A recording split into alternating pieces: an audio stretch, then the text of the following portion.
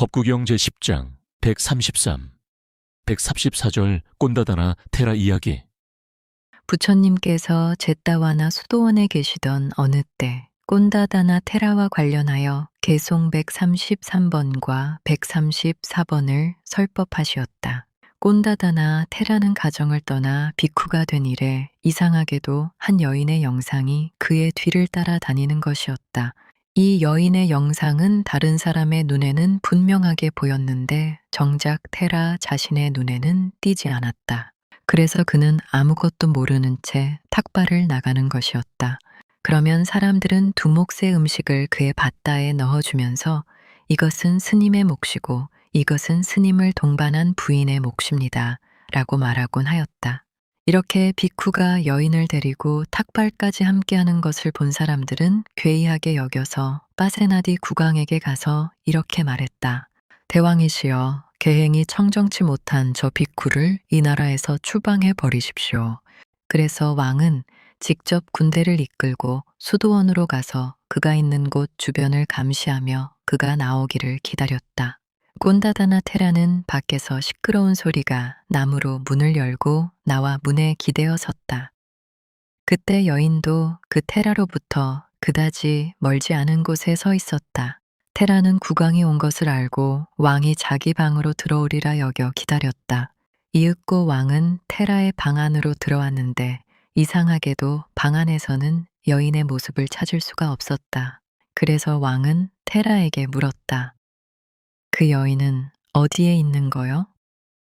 그러자 테라는 자기는 여인이라고는 본 일이 없다고 대답했다.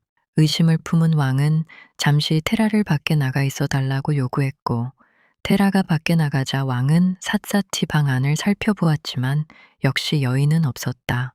그런데 밖을 보니 여인은 테라 옆에 서 있었다. 그랬으나 테라가 다시 방으로 들어오자 여인은 사라졌다.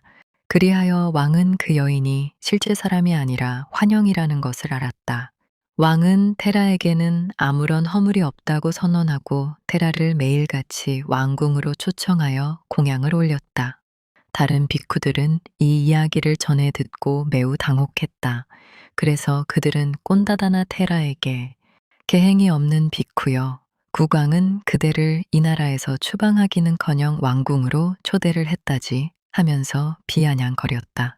그러자 꼰다다나도 지지 않고 그들을 향해서 너희들이야말로 계행이 없는 자들이다.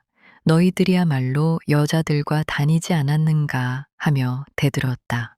결국 일단의 비쿠들이 이 같은 사실을 부처님께 보고했고 부처님께서는 꼰다다나를 부르시어 이렇게 말씀하시었다. 열애의 아들이여, 네가 지금 말한 대로 다른 비쿠들이 여인과 함께 있는 것을 너는 직접 본 일이 있느냐? 아마도 너는 본 일이 없을 것이다. 그렇지만 그들은 네가 여인과 함께 있는 것을 본 적이 있지 아니하냐?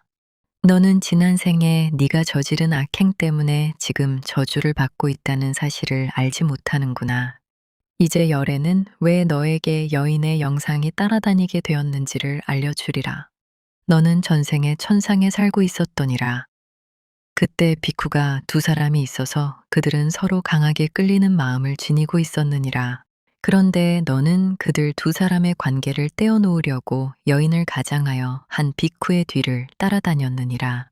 그때의 그 행위 때문에 지금의 내 뒤에는 여인의 그림자가 따라다니게 된 것이니라. 그러니 열애의 아들이여, 앞으로는 더 이상 이런 일로 다투지 말라. 너는 한쪽 가장자리가 찢어진 큰 북처럼 늘 조용히 침묵을 지키고 있거라. 그러면 너는 마침내 니빠나를 깨달을 수 있을 것이니라. 그리고 부처님께서는 다음에 개송 2편을 읊으시었다. 사납게 말하지 말라. 사납게 말하는 자는 역습을 당한다. 아기의 참말은 실로 두카의 원인이 되어 마침내 그에게 보복으로 돌아온다. 아오짜 파루상 깐찌 웃다. 빠띠와데유 땅 두카 히 사람바카타 빠디단다 푸세유 땅. 만일 자신을 조용하게 지킬 수 있다면, 마치 깨어진 징기 소리를 내지 못하듯 할 수 있다면 그는 마침내 니빠나를 깨닫게 되고 사나움도 없어지리라. 사째 내릇이 아따랑 깜소.